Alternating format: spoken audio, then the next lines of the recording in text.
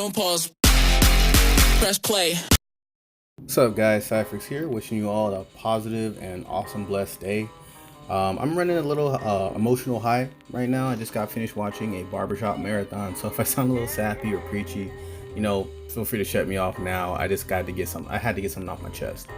Now I'm also doing this video with very little editing because I just want it to be a heart-to-heart to you guys, and it's also in regards of the recent changes. So here we go.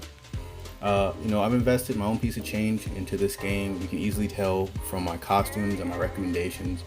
I have no hate in my body for anyone at the team at GT Arcade who run Rangers Oblivion. Y'all keep doing what you do. You guys make a beautiful, awesome game.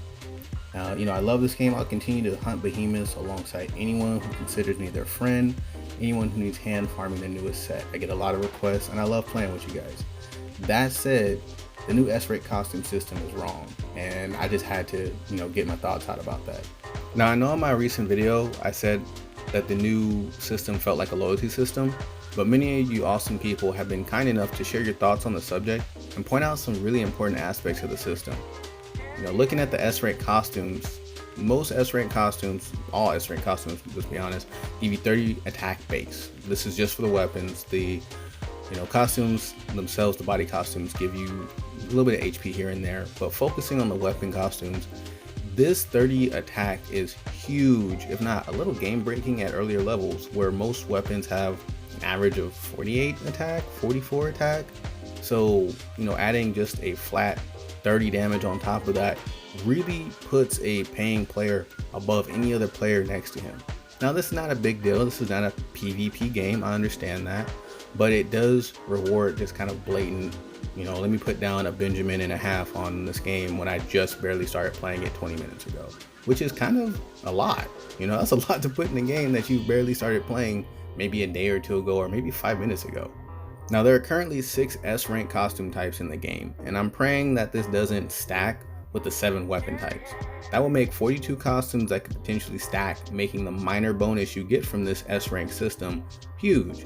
I already get 5 attack from 2 or 3 costumes, and that's a lot already. Moving on, clovers are ridiculous right now.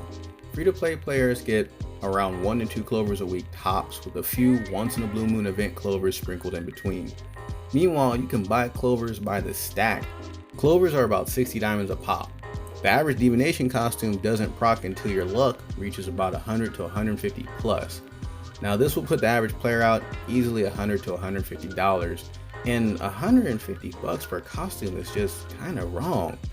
And yes, I know you get a few A-rank costumes in the process and costume shards or whatever, but with the stat system, who really is going to use or rely on those A-rank costumes unless you don't care about the stats?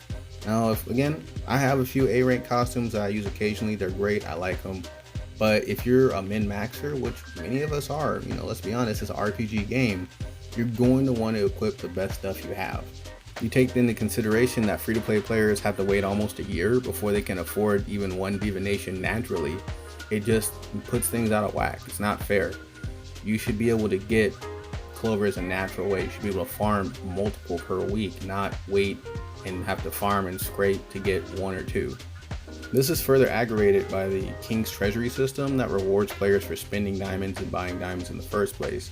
You combine that, the costume collection bonus and the S-rank bonus, and you create this huge DPS gap between the have and the have-nots, which I don't think the community can sustain. And the community is all this game is. It's a big old, cauldron of people who want to hunt giant monsters and be friends and etc, etc. And if you have, players that are blatantly shafted for not spending their money and spending their pennies on this game as opposed to paying their bills, for example, then you're going to end up losing those players, and the player community is going to drop, and it's going to get harder to find a party, and it's going to get harder to get certain events done. And it's funny because I say this as a solo player, I still love partying with people. I just prefer to do things on my own half the time. The idea is, in a co-op game like this, you can't alienate players for not wanting to spend money. You just can't. And events like the speed hunt, for example, all the people who are going to be showing up on the rankings are most likely going to be players who are using these S-rank costumes, have S-rank bonuses, and even against equally skilled, equally geared players, have a leg up. And that's just something that other players can't recreate with free-to-play, lifestyles. Another small thing I wanted to kind of put up out there was the fact that they've bundled the Thunder Fury skins with the summertime skins. And I know many people that don't really care to have a Hawaiian shirt in a game like this. Why would you have to spend $100 to $150, maybe $200 if your luck is stupid, on the chance to get a lightsaber versus a Hawaiian plaid shirt? That just doesn't make sense to me, and it also seems kind of like a slap in the face when you spent this money and you end up getting the summertime costume when you really wanted that, snazzy, I don't know, maybe it was a Warblade that you wanted, or honestly, I think the Dual Blade Thunder Fury, it looks hot. I would have wanted that. I've seen a lot of people, and I've talked to a couple friends that did this, got to their 150, almost 200 luck, and then ended up getting the summertime outfit, and then put the game down, and I don't know when I'm going to see it again. Now, calming myself down, I'm not one to complain without trying to offer some kind of solution. Looking at other free-to-play games with money transactions such as Warframe, costumes cost like $9 and encourage multiple purchases. Small, frequent rewards is a recipe for success in my opinion for the longevity of free games like these. $100 should get a player a kit of items, all viable. Even Fortnite, which has been, kind of attacked for being a little on the pricey side, is still like $20 to $30 for a costume and includes plenty of free costumes to reward players just for playing the game. Business model wise, I would imagine most people would want to have 10 players pay them $15 rather than have one player pay them $100, $150 and be broke. Those other players who pay them $15 can easily purchase other things afterwards and probably come back in the future and buy more things and encourage their friends to buy more things. These are all easy, small, frequent transactions that stack up really quickly. Anyway, once again, I have no hate for any player, free or paying, and I have no hate for the GT Arcade team. I openly spend my spare change on this game in hopes of supporting it and pushing it towards greatness. But if this is how they reward the community, I'm not sure I can keep putting money down for cosmetics like that. I don't know about you, but I have other places I can put my money. And honestly, this game is supposed to be a happy distraction from my problems. Anyway, take care.